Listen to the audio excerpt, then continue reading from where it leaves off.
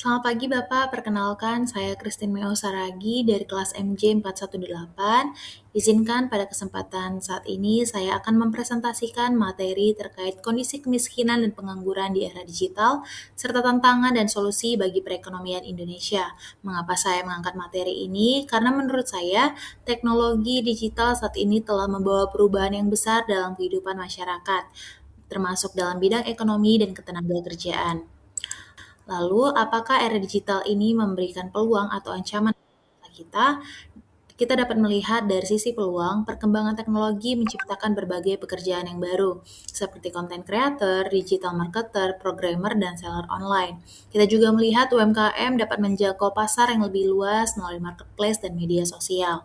Sebagai contohnya, saat ini banyak pelaku UMKM yang memasarkan produknya melalui Shopee, Tokopedia, dan TikTok Shop, sehingga dapat menjangkau konsumen dari berbagai daerah. Namun, di sisi lain, era digital juga membawa ancaman.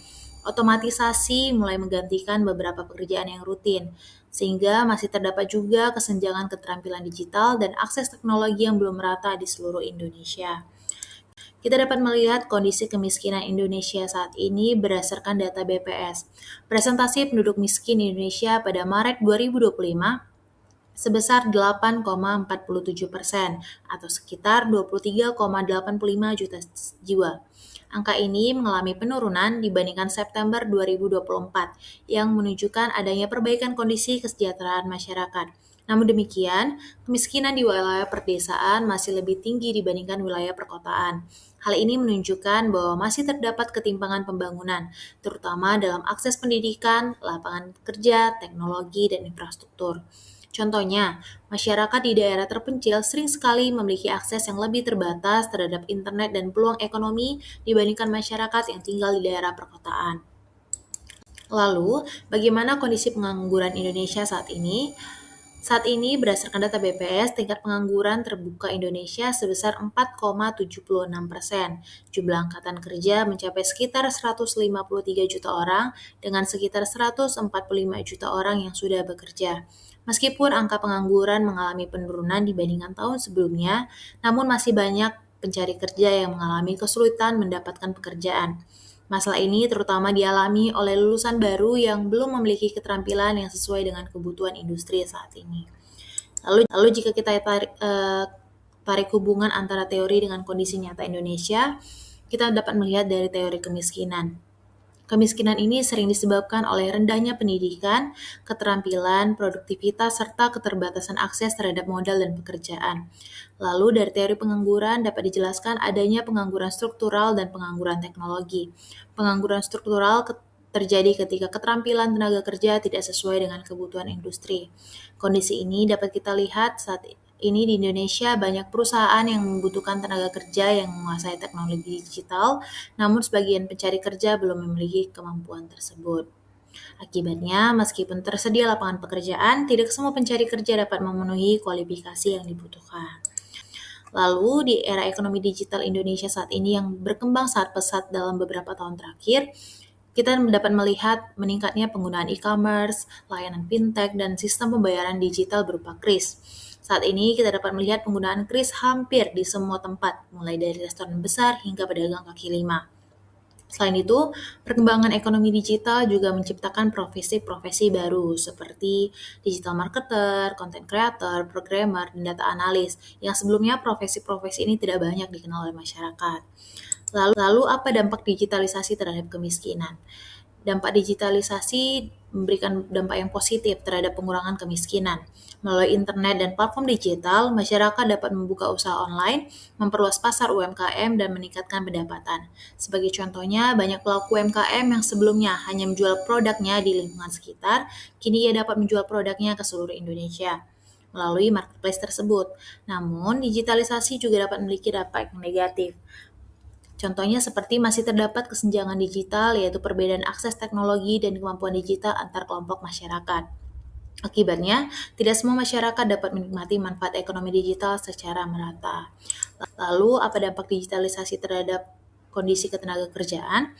Perkembangan teknologi dan otomatisasi membuat beberapa pekerjaan rutin mulai berkurang. Sebagai contohnya, saat ini beberapa supermarket telah menggunakan sistem self-checkout atau pembayaran mandiri yang mengurangi kebutuhan tenaga kerja kasir. Di sisi lain, perusahaan semakin membutuhkan tenaga kerja dengan kemampuan digital seperti programmer, data analis, dan digital marketer. Kondisi ini menyebabkan munculnya pengangguran struktural tadi. Lalu, apa kebijakan yang sudah diambil oleh pemerintah untuk mengatasi kemiskinan dan pengangguran di era digital? Saat ini pemerintah telah menjalankan berbagai program. Di antaranya adalah program Kartu Prakerja, pelatihan vokasi, digitalisasi UMKM, bantuan sosial, perluasan internet nasional. Salah satu contoh yang mungkin cukup kita kenal saat ini adalah program Kartu Prakerja. Program ini memberikan pelatihan dan bantuan kepada masyarakat agar memiliki keterampilan yang lebih sesuai kebutuhan dunia kerja saat ini. Menurut saya ada beberapa solusi yang dapat dilakukan oleh pemerintah, baik itu solusi jangka pendek, jangka menengah, maupun jangka panjang.